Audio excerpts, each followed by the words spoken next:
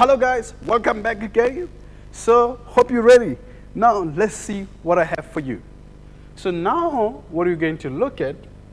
You're going to look at the 5-number summary, which are what? What are the 5-number summary? And the 5-number summary actually will come on the Whisker plot. Because to draw the Whisker plot, if you remember, you need the 5-number summary, which is the minimum value, which is the lowest, lower quartile, and median, which is the middle number, and the upper quartile, and the maximum value. Okay? Those are the 5-number summary. Median, which is the middle number, the median value, it can be denoted by Q2. When I say Q2, I'm saying the median. Q2 means the median, the middle number. This is the middle number once the data has been written in order. So we write the data from the smallest to the highest. The middle one is the median, or Q2. Q2 means median. Okay. If there are n numbers in order from the smallest to the highest, the median lies in the position of n plus 1 divided by 2. That will give us the position of the median. The lower quartile, which is Q1, this value lies 1/4 of the way through the ordered data. So also if you want to think about Q1, if you find the median, which is half, so this data, the median is there, and this data is 50% of the data, then you find the middle of the first half. That will give you the lower quartile, or Q1. When I say Q1 is the lower quartile. Then the upper quartile, which is Q3, lies 3/4 of the way through the distribution data. So we have Q1, Q2. So Q2, remember, is middle of the data. So the last 50% of the data, if I find the median of that, that is Q3, or upper quartile. Okay. Okay, so now the minimum value is one of the number for the Whisker plot, or the 5-number summary. This is the first number once the data has been ordered and written in order from the smallest to the highest. And the maximum value, this is the last number also when the data has been written in order, smallest to the highest. So let's look at this. The 12, this is ordered data, age of 12 bride marrying registry office in the same month in 2015, where this is the data. So what we have to do is to find the 5-number summary. The 5-number summary, so we're going to look at that. Let's look at the data there, which is from 21 to 61. So that is our halfway through. So if you look at Q2, let's do this actually. If you look at Q2, it will be halfway between 6 and 7. So if you look at the data, this is position 1, 2, 3, 4, 5, 6, 7, 8, 9, 10, 11, and 12. So the median is between there. It's between 28 and 31, which is our Q2. So how do we find Q2? Q2 will be 28 plus 31 divided by 2, it will give us 29.5.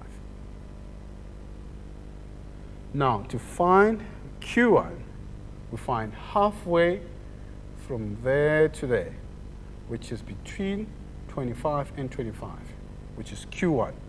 How do we do that? It's 25 plus 25 divided by 2. Okay, which give us 25. Are we together? Okay.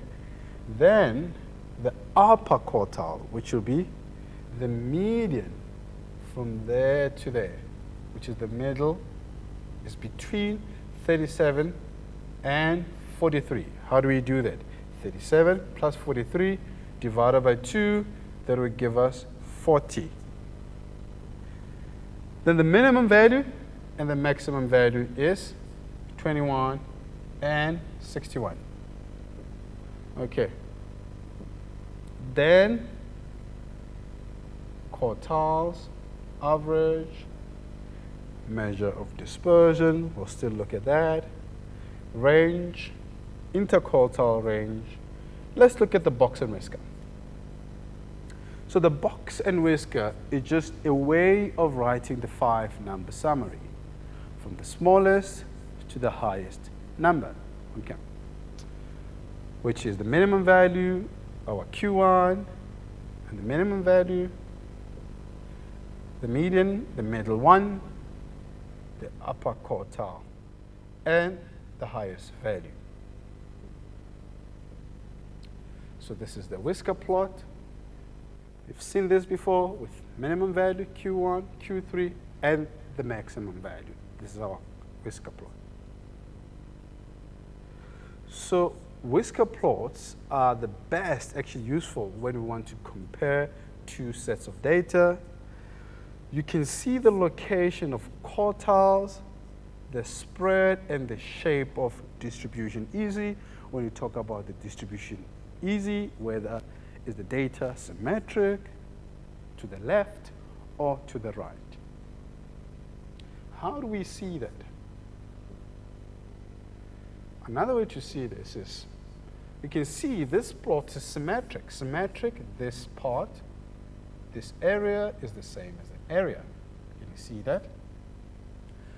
If Q1 minus Q2, Q2 minus Q1 is approximately Q3 minus Q2, your distribution is symmetric, okay? Or by looking at the plot, if that is the same method, given that it's drawn to scale. Positive skewed. Skewed, your whisker plot is more into the positive, okay? This is how it looks, it's more into to the right. Put together. Where the first one, this part of the block, can you see that? This block is the same as the block, but more is more into the right and less is into the left. Okay. Then we can see that also if Q2 minus Q1 is smaller than Q3 minus Q2, we can say this is positive skewed. Are we together? Lastly, negative skewed. You can see is the box after the median. The bigger side of the box is into the left. So this is negative skewed.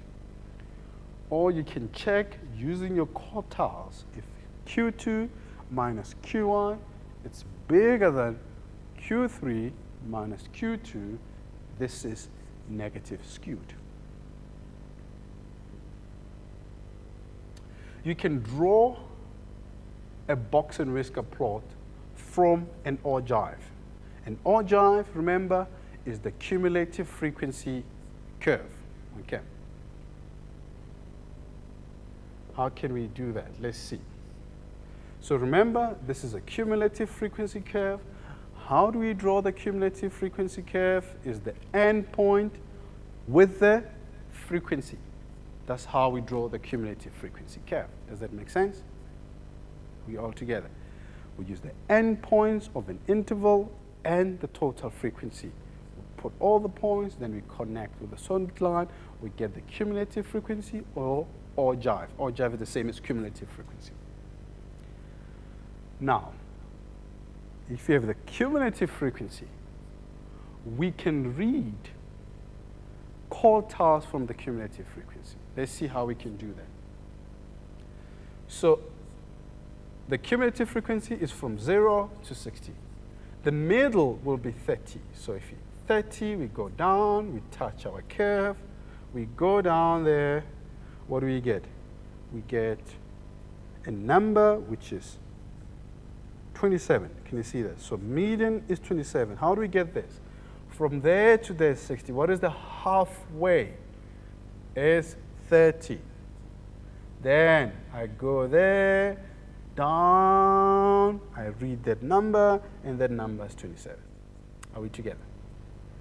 Then I go from there, or we can find the upper quartile, the quarter of this. From there to there, what is the quarter? The quarter will be somewhere there, 15, quarter of 60. What do? You start from there, touch the graph, the cumulative frequency, go down. What is that value on the x-axis? Remember, this is 20, we know, then this must be 21, approximately 21. Therefore, lower quartile, Q1 is 21. Then 3/4 of 60, maybe somewhere there. Okay, 3/4 from there. You go down, up, touch the curve, down, you read it. So the upper quartile, we get approximately 38. Even if you write approximately 38, that's fine. Then the interquartile range. The interquartile range is the Q3 minus what? Q1. Q1 is the upper quartile minus the lower quartile. The upper quartile is Q3, the lower quartile is Q1. That's how we get the interquartile range. Okay. And the interquartile range, it just talks about 50% of the data. Now we can draw the Whisker plot from that. How do we draw that? The Whisker plot, we have the minimum value, the maximum value, and quartile. Where do I get the maximum value from? The cumulative frequency. I mean the cumulative frequency graph, or the ogive, which is the same thing. So there's the Whisker plot. We have our minimum value, which is 0 there, because that's where the curve starts. And the maximum value, which will be 60, which is where our cumulative frequency ends. That's the max, and that's the minimum value. And we already have the lower quartile, so this is Q1 there, this is Q2, and this is Q3. Okay, can you see that? Already calculated that, our quartiles.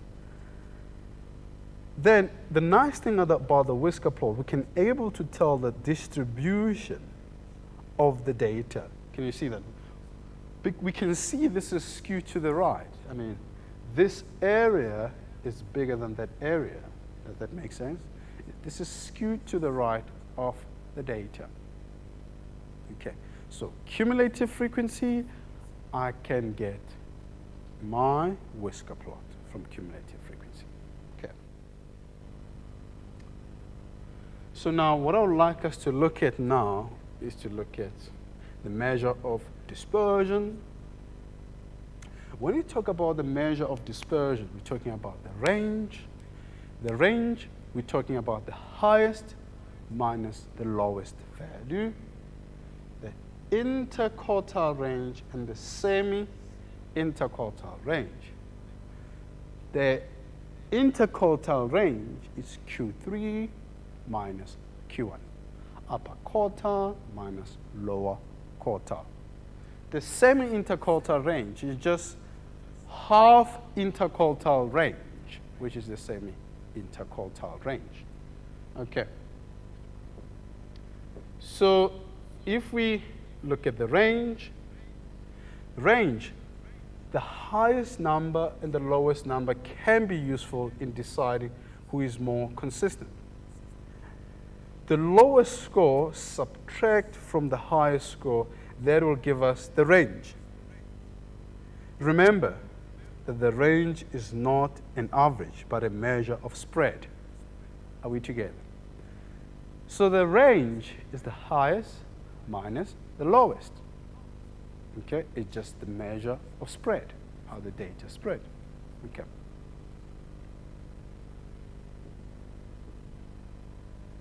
So if the score are spread out, then the range will be higher and score less consistent. If scores are close together, then the range will be lower and the score more consistent. So the range is maximum minus the minimum. Let me make an example. Let's say in a class, you write a math test, and you get all your results back. Then students get 10%, and the students get 100%. So the range of that class will be 100 minus 10, 90. That's a deviation from the lowest mark to the highest. That's the gap between the smallest to the highest, which is 90.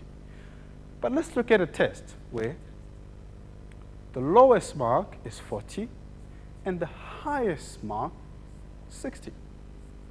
If I minus the two, the smallest and the highest, I get 10. So the deviation between, the gap between the lowest and the highest is 10. So there's more consistency in the class. But the other class, 10 to 100, is just so not consistent. So there's high deviation between the smallest and the highest. That's how we look at the range. Okay, so for now, guys, I think we're going to take a short break, okay? Then after the short break, we will look at more and more measure of spread and dispersion under statistics, okay? Great, fantastic. I hope you're having a good time and not observing only. I encourage you to have a pen and paper and to try some of the problems while we're doing them here. Okay, fantastic. See you shortly.